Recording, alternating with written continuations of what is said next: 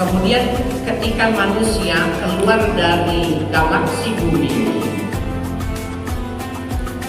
itu kalau lapisan ozon ini tersobek, maka panasnya bisa membakar tubuh manusia. Itu berbicara tentang ilmu pengetahuan. Sejauh itu kemampuan manusia bila dia melepaskan diri dari galaksi bumi. Tidak bisa menangkap. Kalau aku menangkap, aku terbakar. Padahal malaikat Jibril terbuat dari cahaya. Ya. Khuliqatil malaikatu min nur. Malaikat itu diciptakan oleh cahaya. Jadi tidak ada fisiknya seperti kita. Tapi beliau mengatakan aku terbakar.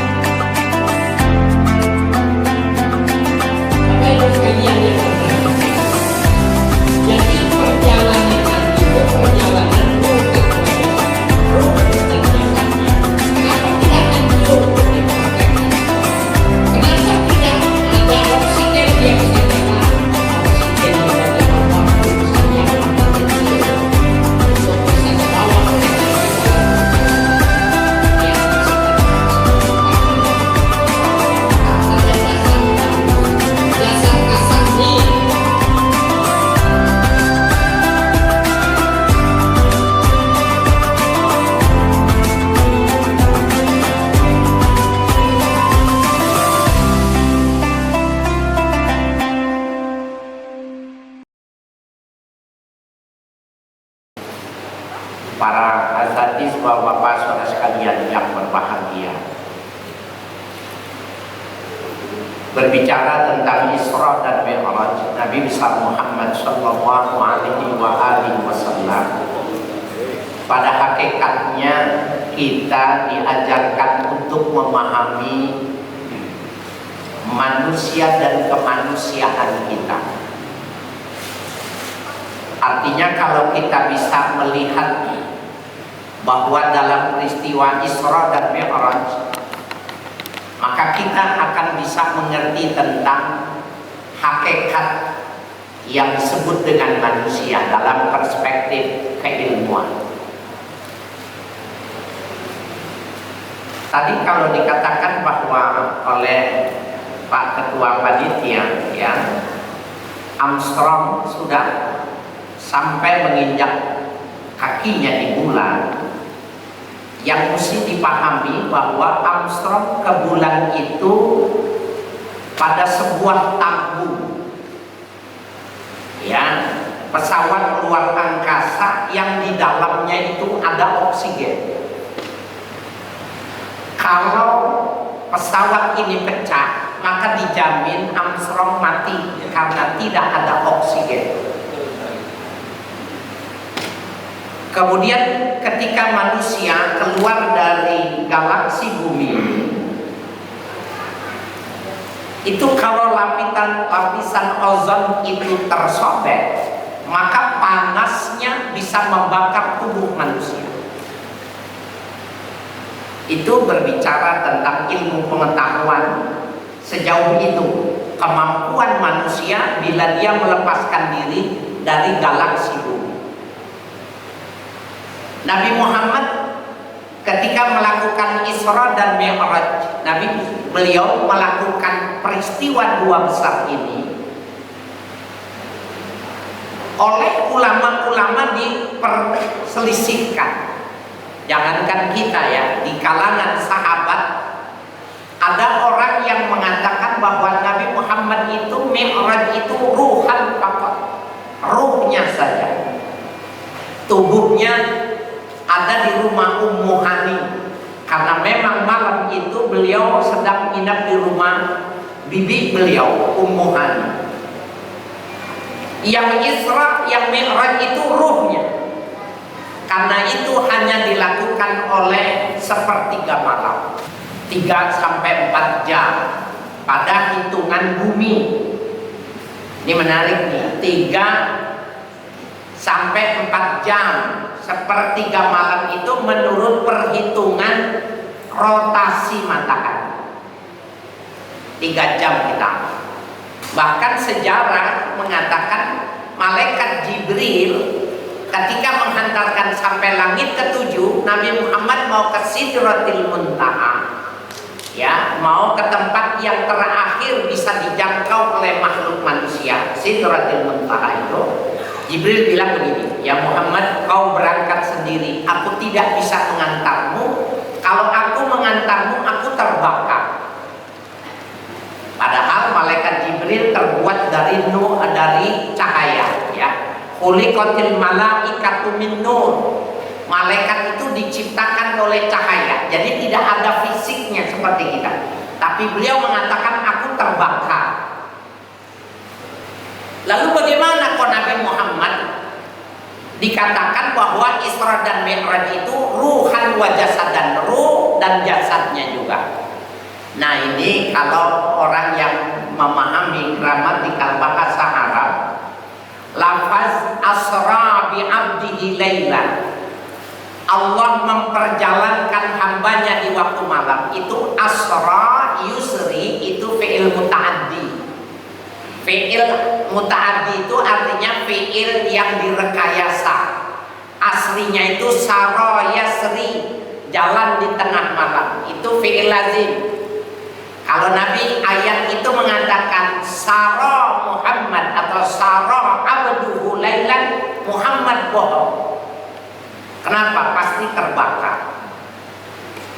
Tapi dalam gramatikal bahasa Arab itu fi'il lazim itu bisa dimuta'addikan dengan 2. Pertama fa'ala, yang kedua af'ala yuf'ilu if'alan.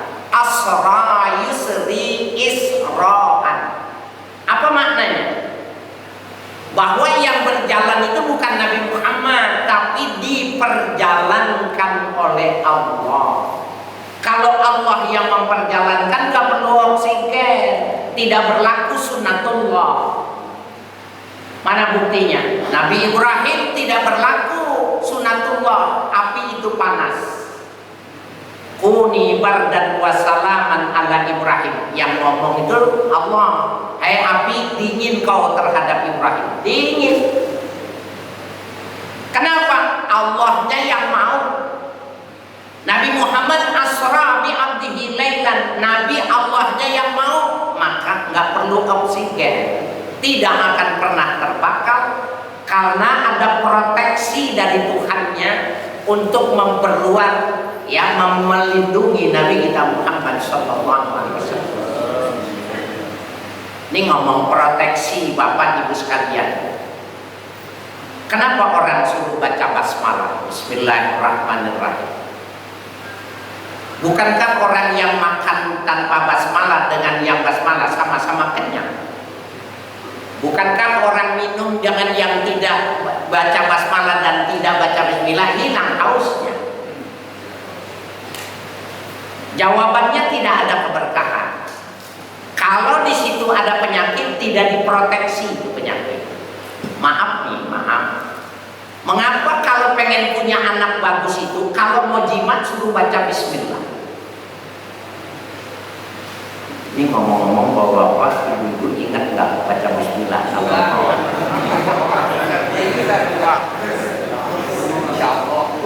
Ini pelajaran buat yang muda, anak muda. Baca basmalah, ya. Bagaimana Ustaz kalau udah diubun-ubun, bagaimana ingat? Gampang. Beli stiker Bismillahirrahmanirrahim, taruh, ya, di kepala itu apa, tempat tidur, di belakang tempel. Pak Ustaz, saya suka bolak-balik, di atas tempel juga. Jadi kemana aja Bismillahirrahmanirrahim. Kenapa perlu baca bismillah? Ada proteksi. Sperma yang keluar dari seorang laki-laki ketika ketemu sama ovum, apabila dia baca Bismillahirrahmanirrahim, dalam hadis riwayat Bukhari, la yadurruhu syaitanu abada. Setan nggak bisa ganggu setan ini selamanya, dia nggak bisa ganggu. Maknanya ibarat sebuah perahu. Kalau dia di tengah lautan dihantam badai, dia tidak akan terbalik. Kalau dia pergi kemanapun, dia bisa pulang. Baca apa? Bismillahirrahmanirrahim. Nanti malam baca bismillah. Bilang, Bu, baca bismillah ya Bu. Kata ibunya karena dengarnya bareng ceramahnya, oke. Ya. Ini juga buat anak muda kalau kawin nih, ingetin nih, ini direkam. Ente kalau kawin malam pertama mau bilang apa men? Ayo main gitu, kasar, mau kedip-kedip pakai isyarat belum tentu ngerti. Pegang-pegang belum ngerti dia paham, tapi kalau bilang yuk kita baca bismillah, oke. Nah, kembali lagi proteksi diri. Jadi kalau sudah diproteksi sama Tuhan, kita diajarkan proteksi itu sperma, makanan, minuman, maka dia akan terpelihara, terjaga.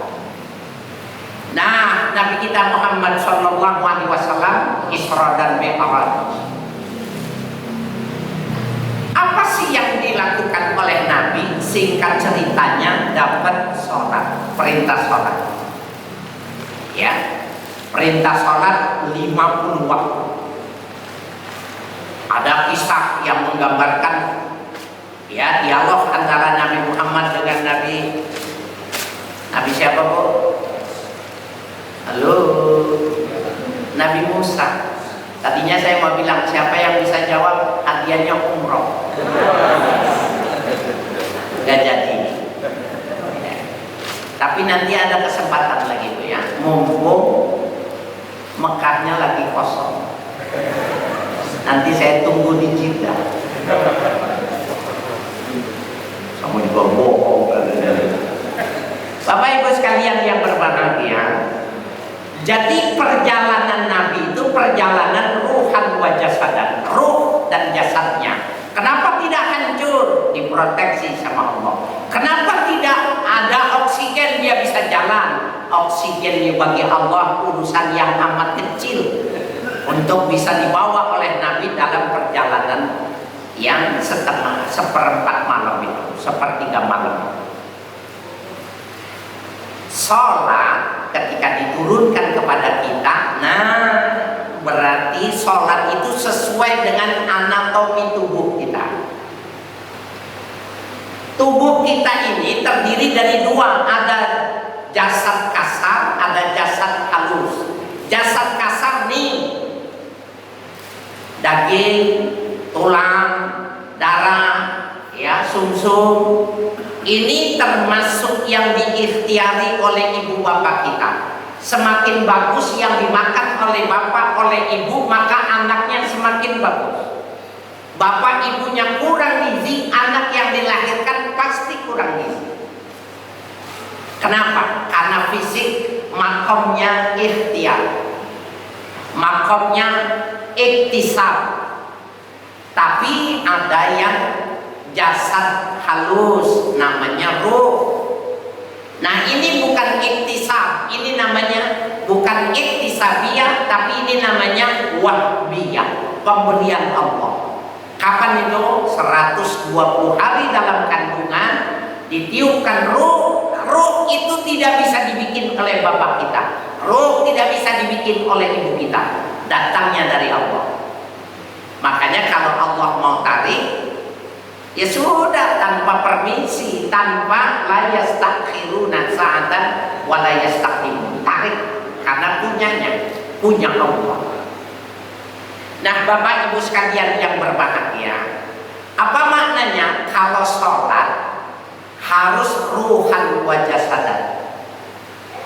Kenapa begitu? Karena sholat itu as-sholat mi'rajul mu'min. Sholat itu adalah mi'rajnya orang beriman. Apa maknanya? Mi'raj itu maknanya irtafa'a, naik.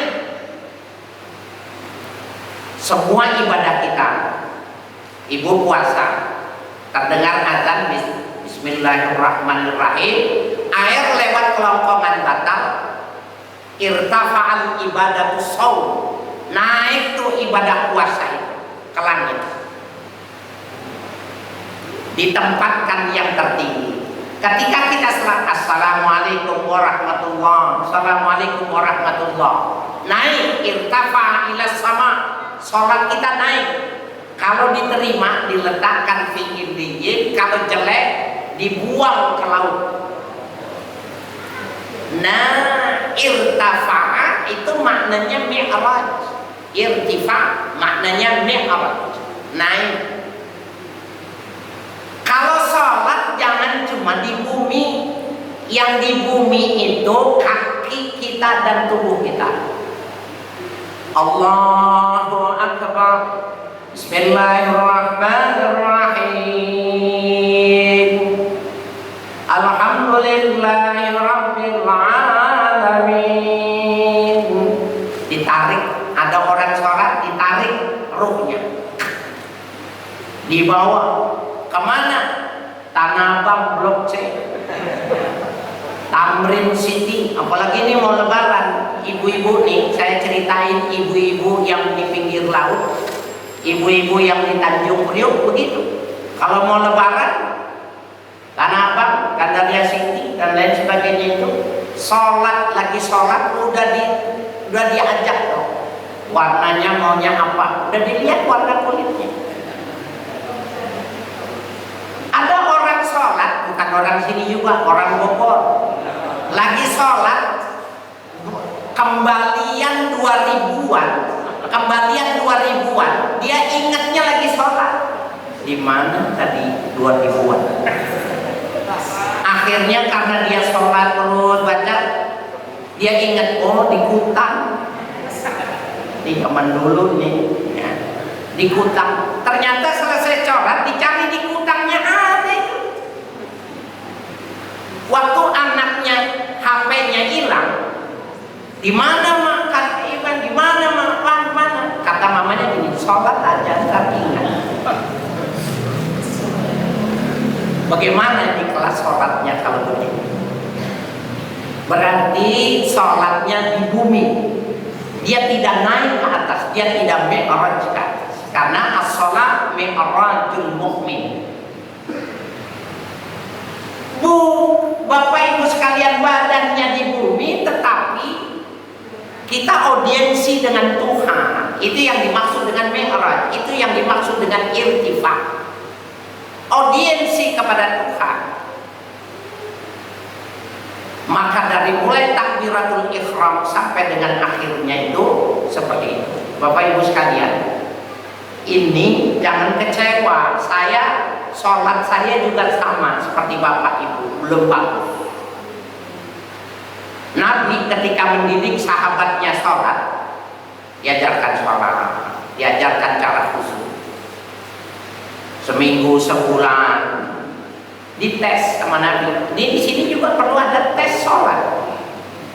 Nanti kita tes di sini. Yang sholatnya bagus silakan pulang tidur sama suaminya, tidur sama istrinya. Yang belum bagus tidur di masjid. Kira-kira pulang semua nggak? Bagaimana caranya Nabi mengajarkan sholatnya itu supaya mi'raj, secara irtifa, khusyuk. Bagaimana khusyuk itu gampangnya? Connect, nyambung ke apa yang diucapkan dengan hatinya, itu namanya khusyuk. Kalau tidak connect gak bunyi. Kalau tidak connect cuma casingnya doang, tubuhnya doang. Nah, Bapak Ibu sekalian yang berbahagia, Nabi bilang kepada yang muda-muda gini, nanti setelah sholat akan aku berikan hadiah kepada kalian sorban. Ada yang warnanya merah, kuning, hijau, hitam, putih. Sholat 2 rakaat. Ketika sholat 2 rakaat selesai, Assalamualaikum warahmatullah, Assalamualaikum warahmatullah. Ditanya, ya Ali, warna apa? Merah ya Rasulullah. Waktu dia bilang merah ya Rasulullah, itu Nabi tertawa. Berarti lagi sholat udah dibayangin kulitnya yang cocok warnanya apa. Berarti sholatnya belum khusyuk. Tapi tetap dikasih. Oh, Nabi mah baik. Kalau saya jadi Nabi nggak jadi, nggak saya kasih. Nanti. Sampai 1 bisa, 2 bisa, 10, 30, sampai seluruh sahabat bisa. Bahkan digambarkan di dalam salah satu perang, ada sahabat Nabi itu kena panah, tubuhnya kena panah, berdarah-darah, tembus dengan anak panah. Maka dia bilang, nanti kalau aku sedang sujud, kau cabut. Kenapa? Dia nggak kuat ditarik kalau dalam keadaan sadar. Allahu Akbar. Ketika dia lagi sujud, ditarik oleh temannya, cuas keluar dan muncrat. Dia diam aja. Allahu Akbar. Rakaat kedua. Ketika rakaat selesai, 2 rakaat, Assalamualaikum warahmatullahi, Assalamualaikum warahmatullahi. Oh, udah pingsan. Berarti tadi waktu sholat dia tidak merasakan tarikannya itu dari lantaran audiensi ketuhanannya, mi'rajnya bagus. Saya tanya nih sama bapak-bapak, anak muda, ibu-ibu, ini lagi musim hujan kayak gini, kalau lagi sholat, kaki digigit sama semut, digigit sama nyamuk, berasa apa? Berarti sorbannya nanti, karena ini bukan Nabi ya. Nah, Bapak Ibu sekalian yang berbahagia, jadi subhanallah, kita mesti koreksi sholat kita. Nih, tadi saya 2 kali saya lihat ini. Ini di dalam surah Al-Jum'ah ayat 10. فَإِذَا قُضِيَتِ الصَّلَاةُ فَانْتَشِرُوا فِي الْأَرْضِ وَابْتَغُوا مِنْ فَضْلِ اللَّهِ وَاذْكُرُوا اللَّهَ كَثِيرًا لَعَلَّكُمْ تُفْلِحُونَ. Ini namanya ya min itlaqil khas wa iradatil am. Ayat ini diturunkan pada yang kalian itu, ya alladzina amanu idza nudiya lis-sholati min yaumil jum'ah. Itu khusus. Tetapi ayat 10 ini korelasinya dengan ayat 9, habis sholat Jumat cari uang. Tetapi ini yang dimaksud adalah umum. Bagaimana supaya bagus? Kalau waktu sholat datang, tinggalkan semua. Fantashiru fil ard, kalau sudah selesai. Ibu lagi dagang, lagi nyendokin, kemudian Allahu Akbar, Allahu Akbar. Ditinggal apa nerusin nanggung timbangnya? Bapak? Nah, kalau mau bagus, tinggal. Setiap kali terdengar adzan, mohon maaf ya, maaf Bapak, mohon maaf Ibu, saya tidak bisa teruskan. Kalau tetap mau beli nanti setelah sholat. Ayo kita sholat bareng. Bisa seperti itu, irtifaq, mi'raj. Kalau tidak seperti itu, jangan berharap. Ya, jadi apabila sudah ditunaikan sholat, bertebarlah di bumi. Carilah karunia Allah, cari rezeki. Ya, wazkurullaha katsiran, dan berzikirlah kepada Allah. Bersyukurlah kepada Allah dengan banyak. La'allakum tuflihun, niscaya kalian akan dibahagiakan oleh Allah. Sudah, tuflihun itu sama ya, fi'il yang dimuta'addikan. Berarti Allah yang akan membuat bahagia kalau orang tidak meninggalkan sholat. Ada orang melakukan ini dan itu sederhana, berarti tidak sholat. Sholatnya tidak bagus. Sholatnya bagus tapi korupsi, berarti sholatnya tidak khusyuk. Sholatnya bagus tapi tetap melakukan kesalahan, sholatnya tidak khusyuk. Kalau sholatnya khusyuk tidak akan pernah, kenapa tubuhnya yang nggak mau melakukan kesalahan? Dan itu Bapak Ibu sekalian, semua sholat itu punya keutamaan. Bapak tadi sholat Isya. Sholat Isya yang bagus itu dilakukan tengah malam kalau mampu, sehingga di dalam hadis dikatakan laulam asyqa ala ummati an salatil isya ya fa innahu fil lail kama fi hadithi. Kalau saja aku tidak memberatkan umatku, maka sholat isya yang bagus itu tengah malam. Jam 12 bangun sholat isya.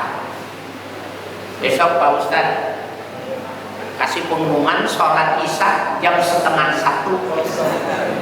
Ada yang datang ya?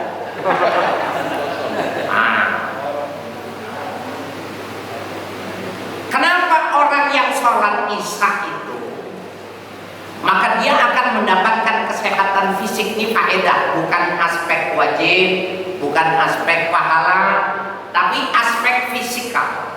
Orang yang sholat itu semua sholat punya keutamaan. Kalau pengen orang tidak pikun, tidak punya maut, tidak migrain, tidak mau punya penyakit di kepala, sholat asarnya harus tepat waktu. Ya, pengen sehat tidak kena stroke, sholat asarnya tepat waktu. Kenapa? Karena sholat asar dia punya kandungan yang hebat luar biasa. Bahkan nggak boleh tidur kalau sudah sholat asar. Kalau udah sholat asar nggak boleh tidur. Coba kalau kita tidur habis asar, bangun pusing, kecuali ngitung duit. Bangun tidur pusing kita kalau sholat asar. Kenapa? An-naumu ba'dal asri yurisud junun. Tidur setelah sholat asar itu mewariskan gila, stroke, migrain, semua penyakit yang dipegang. Kenapa? Karena pada saat di sholat asar itu ultraviolet itu sudah tidak bagus untuk motorik, terutama kaum wanita. Sama Nabi disuruh pakai kerudung putih sehingga memantul. Ketika terbit matahari itu bening dan itu menjadi ya sumber energi. Banyak itu kandungannya, tanya dokter, tanya ahli gizi. Menguning tambah kuning, ketika asar itu kuning. Nah, energinya hilang, ultraviolet itu yang tidak bagus. Di dalam kitab-kitab tasyawuf itu diajarkan latihan sholat. Ada ulama sholat sampai khusyuk itu 20 tahun baru mampu. Berapa kali sholatnya? Dari mulai isya sampai subuh. Allahu Akbar, sholat isya. Assalamualaikum warahmatullah. Assalamualaikum warahmatullah. Diperiksa dari dia takbiratul ihram. Mana yang belum bagus? Oh, ini masih kabur. Diri lagi, sholat isya lagi. Allahu Akbar. Selesai, periksa. Mana yang kabur? Diri lagi. Allahu Akbar. Berapa lama? 20 tahun. 20 tahun sampai dia bisa. Baru 10 kali bisa, 7 kali bisa, 5 kali bisa, 3 kali bisa, sampai takbiratul ihram sekali langsung bisa. Allahu Akbar. Kenapa? Latihan. Apakah saya latihan, Bapak Ibu latihan? Tidak. Jangan berharap sholatnya khusyuk. Kenapa? Setan lebih canggih. Inna syaitana lakum aduwwun fattakhidhuhu aduwwa. Setan itu musuhmu. Udah paten tuh. Jadikan dia musuh. Jangan dibikin teman. Ada orang ketemu setan, cos. CS. Nah, Bapak Ibu sekalian yang berbahagia, ini ngomongnya sampai jam berapa?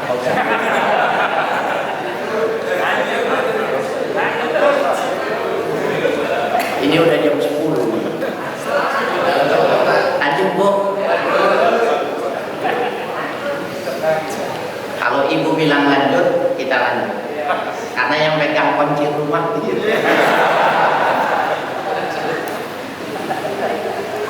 Bapak Ibu sekalian, kadang kita ini ya lupa bahwa di dalam pertama itu ya, di dalam ibadah itu harus ruhan wajah sadar.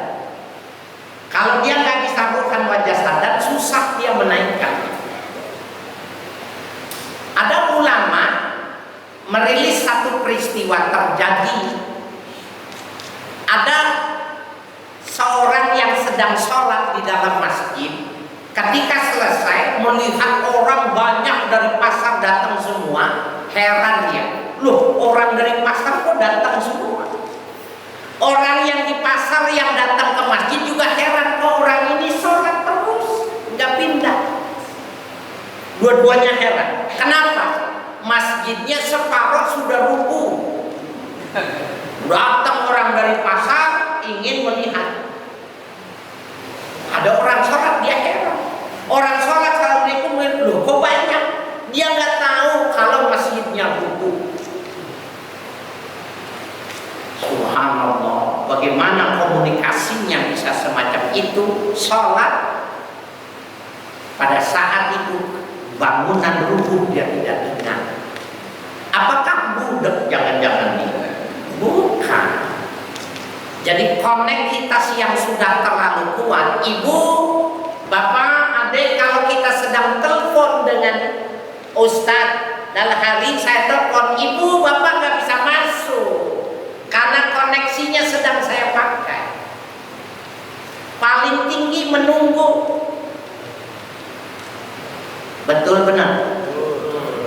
Nggak bisa masuk. Kalau kita sedang audiens sama Allah, kita nggak tahu. Nah, saya belajar, bagaimana cara belajar? Imam Ghazali mengatakan yang pertama at-tarajjum, latihan semua yang kamu baca itu terjemahkan. Ya, tafahum, yang kedua pahami yang dibaca. Ini yang bisa bikin nangis. Yang ketiga tadabbur, ini yang menyebabkan dia bisa melalui lompatan-lompatan cahaya. Tadabbur. Bapak Ibu sekalian yang berbahagia, tarajjum, menerjemahkan. Latihan beli di toko tuntunan sholat yang punya cucu kita itu. Itu kan. Allahu Akbar, Allah Maha Besar. Bismillahirrahmanirrahim. Dengan nama Allah yang Maha Pengasih tadi Maha Penyayang. Alhamdulillahirabbil alamin. Segala puji milik Allah, pemilik alam semesta. Terus surahnya kemana? Kul. 4 yang ada kulnya. Kul ya ayyuhal kafirun, kul huwallahu ahad, kul a'udzu birabbil falaq, kul a'udzu birabbin nas. Kul. Itu aja. Jangan yang panjang-panjang, nggak ngerti. Sehingga ketika lagi sholat, nah latihannya gimana? Anak kita, cucu kita bego-begoin aja, bohong-bohongin aja, kasih duit. Kamu baca ya, nanti barengin. Nenek lagi ngucapin, kakek ngucapin, kamu terjemahin. Allahu Akbar. Bismillahirrahmanirrahim. Dengan nama Allah yang Maha Pengasih lagi penyayang. Terus itu latihan. Nanti dibalik, dia yang suruh baca, kita yang menerjemahkan, begitu. Tarajjum. Ketika kita sibuk mengartikan apa yang kita baca, itu dia sudah punya koneksi dengan Tuhan. Nggak bisa ditarik oleh setan pun, nggak bisa. Kenapa bisa ditarik? Waktu itu yang ibadah mulutnya, fisik. Nah, padahal membaca Quran itu setan itu nggak sampai masuk dia dalam hati dan itu diganggu. Nah, Bapak Ibu sekalian, begitu latihannya. Insya Allah bisa. Ya, kalau mau latihan, insya Allah bisa. Latihan sendiri. Malam, ada orang sholat tahajud, ada orang sholat ini. Nggak usah sholat isya aja didandanin, ini bagus. Karena waktunya panjang. Nah, waktu duha, waktu 8 rakaat nggak usah, latihan saja sholat subuhnya dipenuhi, atau nafal mutlak dia lakukan sampai benar-benar dia bisa. Dan itu lama, mohon maaf, sampai bisa dia tarajjum itu latihannya itu lama. Baca lidahnya, hatinya menerjemahkan. Subhanallah, nanti lama-lama terasa ya halawatul ibadah, manisnya beribadah. Kalau tidak ditingkatkan, Bapak Ibu sekalian, Isra Mi'raj ini akan berulang peringatannya, tapi kita tetap di bumi. Tapi kalau kita latihan, yang akan datang materinya bukan lagi ya kajian yang semacam ini. Mi'raj naik. Nah, oleh karena itu Bapak Ibu sekalian yang berbahagia, ini ibadah. Ibadah aja ini udah susah. Yang kedua yang mesti kita pahami, hidup orang Islam jangan mengandalkan ibadah. Ini aja udah susah. Padahal ini kalau udah bagus nggak boleh diandalkan. Kenapa? Sekarang ini ada kegiatan yang membahayakan agama Islam. Beberapa waktu yang lalu itu Bapak Ibu sekalian, ada yang namanya spirit doll. Tahu spirit doll? Halo, spirit doll, boneka. Kemudian boneka ini ada spiritnya, ada ruhnya. Itu kalau kita lihat bintang-bintang film yang punya spirit doll itu ada yang 3, ada yang 4, ada yang 5. Itu followernya itu jumlahnya banyak sekali. Maaf nih, maaf benar. Yang paling banyak ibu-ibu, yang paling banyak itu remaja putri. Senang pagi-pagi kasih makan, dimandiin, bajunya diganti, dikaroin susu, pagi-pagi susu.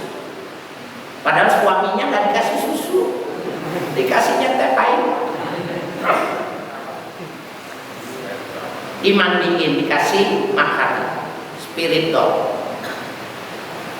Bapak Ibu sekalian yang berbahagia, ini kelihatannya produk baru, padahal ini mah produk lama dengan sistem marketing yang baru.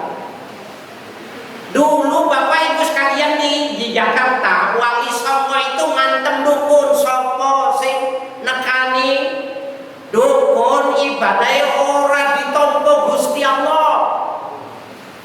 Ya, bacain hadisnya. Man ata arrafan ya wasala anhu wa saddaqahu lam tuqbal salatuhu arba'ina kharifan. Siapa yang datang ke dukun nanya tentang satu masalah, dia percaya dengan dukun itu, sholatnya 40 tahun tidak diterima. Itu satu sholat, dan satu kali dukun 40 tahun, 2 kali 80 tahun, 3 kali 120 tahun, mati insya Allah neraka. Nah, Bapak Ibu sekalian yang berbahagia,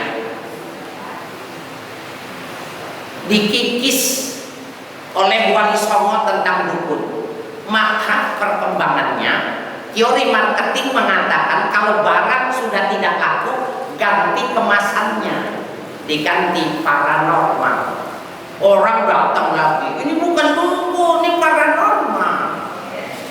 Padahal mah eta oke, itu juga dihantam lagi oleh para ulama, hilang. Kemudian datang lagi caleg pengen jadi anggota dewan, maka dia datang ke orang pintar, datang guru spiritual, namanya diganti-ganti sehingga orang yang tadinya nggak jadi mundur balik lagi.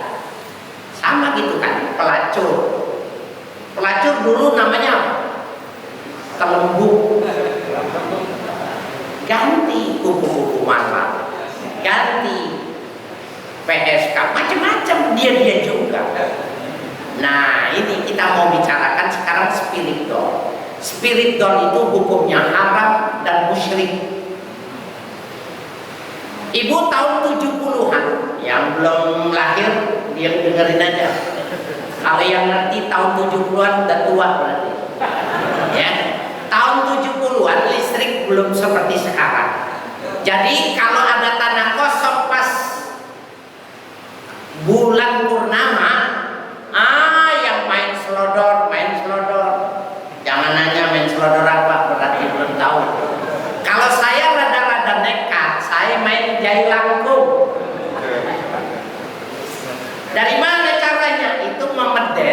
memedi.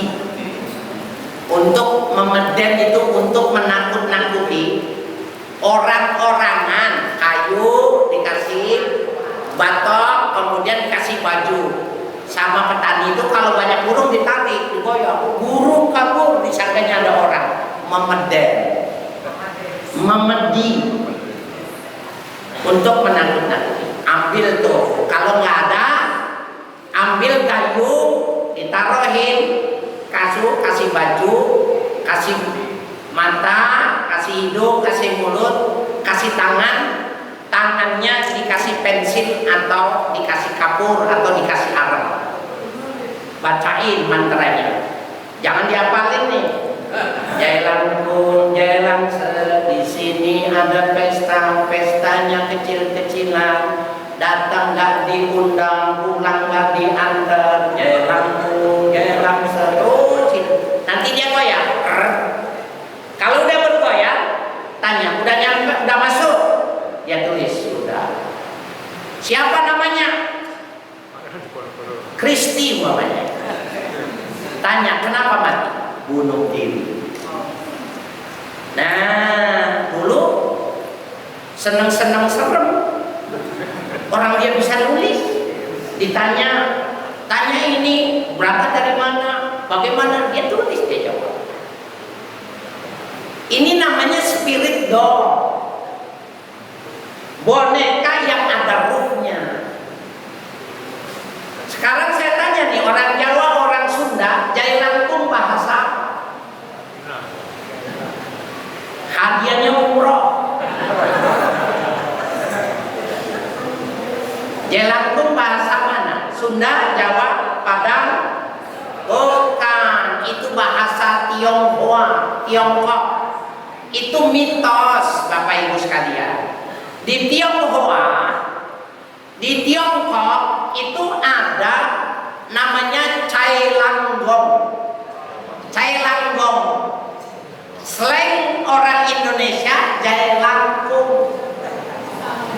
Paham? Cai Langgong, jailangkung itu nama roh yang bisa dipanggil, roh yang bisa ditanya oleh mitos Tionghoa. Yang kedua, moyang. Kita sebut nenek moyang. Moyang itu nama roh pada zaman nenek-nenek mereka itu yang bisa dipanggil. Ditanya itu, ini boleh gak nih pada hari jadi angkat menantu? Boleh. Jangan, kenapa nggak ada jenggotnya?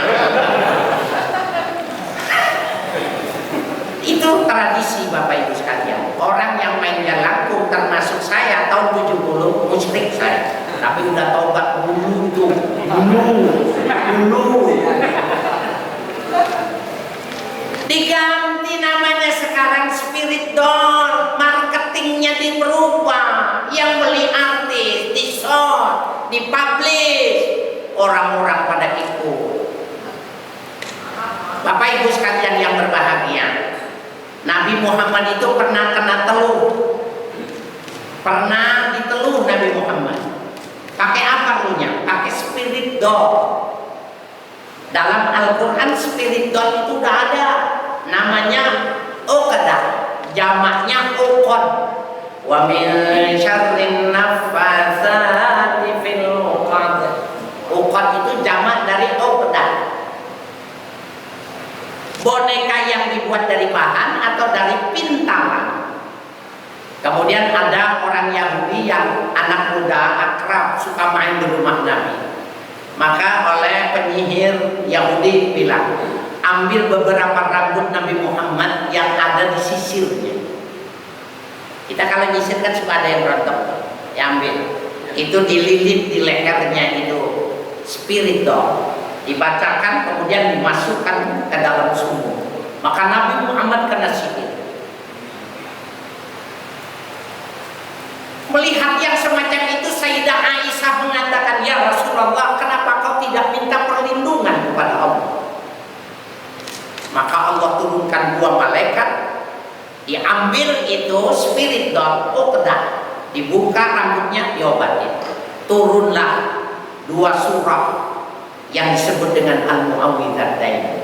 Qul a'udzu birabbil falaq dengan qul a'udzu birabbin nas. Bapak Ibu, nih oleh-olehnya nih, adik-adik punya cewek supaya tidak diganggu orang, baca ini. Hati-hati, kamu udah deket sama cewek, udah seneng sama cewek, kawinnya sama orang lain. Nggak bisa manggung jika cowoknya. Iya Pak, ilmunya begitu. Nah, bagaimana supaya tidak terganggu? Ibu punya usaha supaya tidak diganggu. Bapak punya perusahaan, punya usaha tidak diganggu. Baca sebelum tidur, baca qul huwallahu ahad, qul a'udzu birabbil falaq, qul a'udzu birabbin nas. 3 nih, trikul. Selesai gini.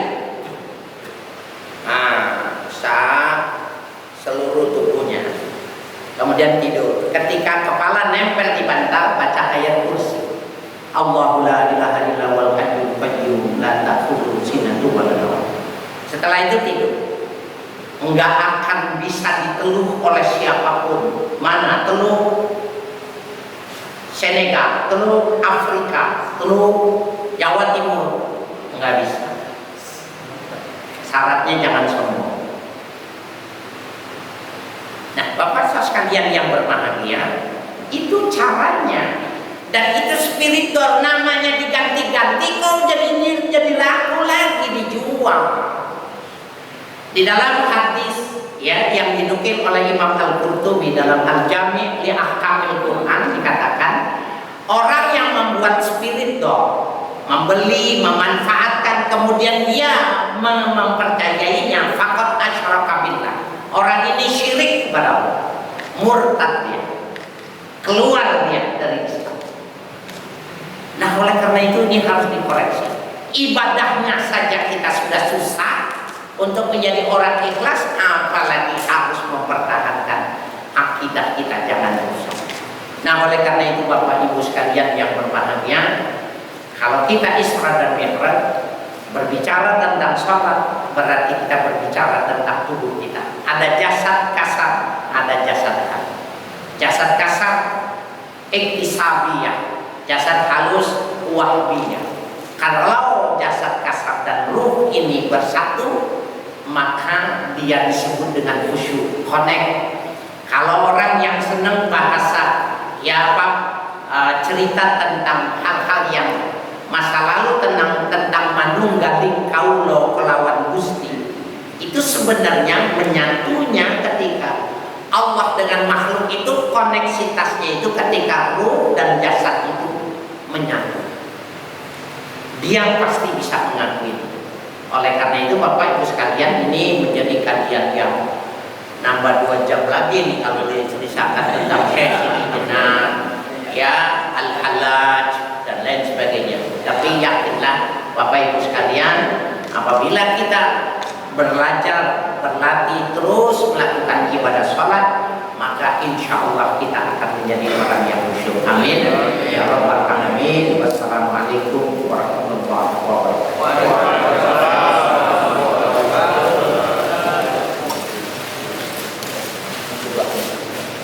Baik Bapak Ibu sekalian, kita baca doa, mudah-mudahan anak keturunan kita, anak yang soleh dan solehah, jauh dari narkoba dan hal-hal yang dilarang oleh Allah, anak yang bakti, anak yang cerdas, anak yang membanggakan orang tuanya, agama dan negaranya.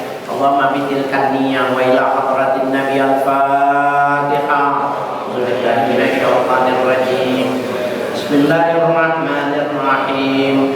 Alhamdulillahi rabbil alamin. Ar-Rahmanirrahim. Maliki yaumiddin. Iyyaka na'budu wa iyyaka nasta'in. Ihdinas siratal mustaqim.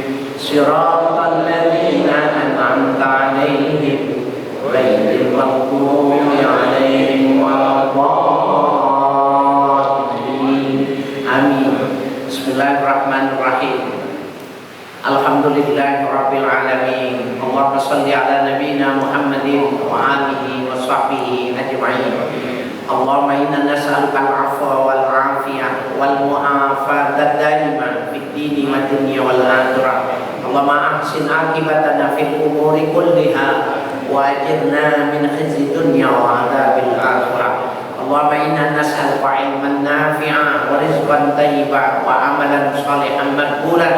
Allahumma inna na'udzubika min ilmin la yanfa' wa qalbin la yakhsha wa min nafsin la tashba' wa min du'a'in la yusma' wa na'udzubika min haula'il arba'. Allahumma 'allimna 'ilman yuwafiqu 'ilmak, 'allimna 'ilman yuwafiqu 'ilmak. Rabbana taqabbal minna innaka antas samiul alim wa tub 'alaina innaka antat tawwabur rahim. Allahumma barik lana fi Sya'ban wa ballighna Ramadan waj'alna fi Ramadan as-sha'imin al-musallin al-mukhlisin bi rahmatika ya arhamar rahimin. Sallallahu ala nabiyyina Muhammadin wa alihi wa sahbihi ajma'in. Walhamdulillahi rabbil alamin. Amin.